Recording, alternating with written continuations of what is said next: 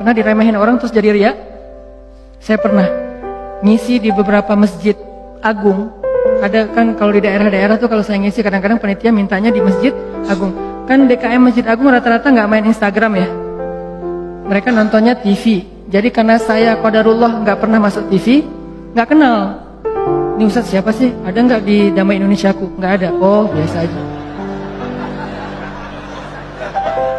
Karena saya nggak pernah masuk TV, akhirnya beliau nggak kenal kan, bukan yang pemain sosmed.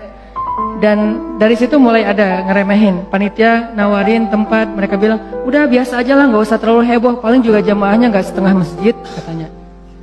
Saya kasih tahu, Ustaz, ini DKM-nya kayak gitu ngomongnya. Oh, kita lihat aja nanti. Mulai kan, ria nih. Terus saya datang, ternyata alhamdulillah qadarullah Allah yang melangkahkan kaki-kaki mereka rame nih sampai pelataran masjid. Pas rame, DKM-nya bingung. Ini Ustadz siapa sih kok bisa rame gini yang datang? Saya, ya sih. Ria nih. Mulai yuwas-wis, was-wasa. Jadi perang batin banget teman-teman sama setan. Bukan maunya saya, setan yang kayak gitu. Kita cuma punya dua pilihan, mengaminkan atau menolak. Kalau kita mengatakan iya sih, berarti kita membenarkan kata-kata setan di dalam hati, ria, sombong. Atau kita mengatakan astagfirullah, nggak mau kegoda gitu. Pas waktunya sholat maghrib, panitia biasa, panitia kan kenal pastinya ya. Ustaz dorong-dorong saya gitu kan. DKM nggak ngedorong, kan kepancing. Kenapa DKM nggak ngedorong? Ngelihat penampilan saya dari ujung rambut sampai ujung kaki kayak kurang meyakinkan gitu. Nih Ustaz bisa ngaji nggak sih? Ngelihat ujung kupluk, di tengah kaos atau pakai kemeja, bawah celana jeans biasa. Ini bisa ngaji nggak ya? Akhirnya DKM kayak ragu-ragu gitu mau dorong saya jadi imam. Dalam hati, 5 menit lagi dengerin aja nanti. Wah, yuaswis, luar biasa. Karena didorong-dorong terus sama penitia, ya udah deh. Saya mau ya kalian yang dorong kan, dorong lagi dong. Didorong ya. Udah aja jadi imam. Imamin, karena tadi diremehin sama DKM, kepancing dong. Wah, Ar-Rahman nih, gua keluarin sekalian.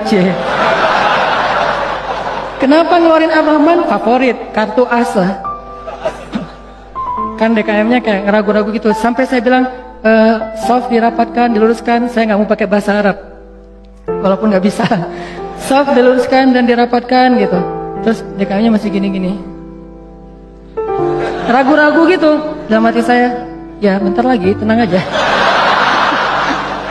Wah, balik arah, Allahu Akbar. Itu udah nggak benar lagi sholatnya tuh. Itu dirasain banget. Itu udah nggak benar lagi sholatnya. Allahu Akbar.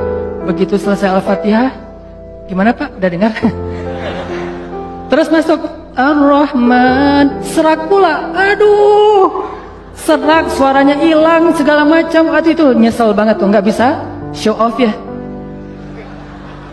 Kalau pas lagi dapat mic-nya bagus, sampai menggemanya tuh sekilo gitu ya. Itu kan enak banget ya. Buat seorang vokal, mic itu kayak floor buat anak skate kan. Jadi bisa ngetrik banget kalau floornya dapat kan. Jadi buat saya tuh kalau mic-nya pas dapat, wah ini bisa semua trik dikeluarin nih. Fabi ayyi ala'i rabbikuma tukadziban. Udah Ar-Rahman aja yang biasanya dibagi 4, sekarang 1 rakaat Ar-Rahman, rakaat kedua Al-Muluk. Kenapa? Biar sekalian didengerin. Nih Ar-Rahman ya. Gini cara bacanya. Aduh, habis. Selesai sholat, kan balik arah gitu kan, mau zikir kan, balik arah bukan pura-pura zikir sih, sambil zikir ngelihat ke arah si bapak. Kira-kira gimana ekspresinya sekarang? Itu teman-teman berat. Kadang-kadang bukan karena kita pengen dipuji orang, tapi kita nggak rela diremehin orang, itu yang bikin kita ria kan? Bukan karena kita pengen dielu-elukan, dipuji, dapat banyak like, dipuja-puja, bukan itu. Itu kita masih kadang-kadang bisa ngerem, tapi kita nggak sanggup bertahan, nggak bisa sabar kalau diremehin orang. Akhirnya kita bocorin juga kebaikan kita. Habis. Diremehin suami, diremehin pasangan, diremehin orang tua, diremehin mertua, diremehin teman-teman, segala macam, diremehin tetangga. Kita bukan pengen dipuji dan dipuja oleh orang lain, tapi kita nggak tahan kalau diremehin. Keluar juga tuh. Siapa yang selama ini yang melakukan ini? Siapa yang bantu kamu? Siapa? Keluar semua. Satu persatu yang kita sebutkan, satu persatu berguguran dan tidak ada nilainya di mata Allah SWT. Sabarkah kita ketika diremehkan oleh orang lain untuk tetap menjaga rahasia amal kita antara kita berdua aja dengan Allah? Itulah ujian ikhlas.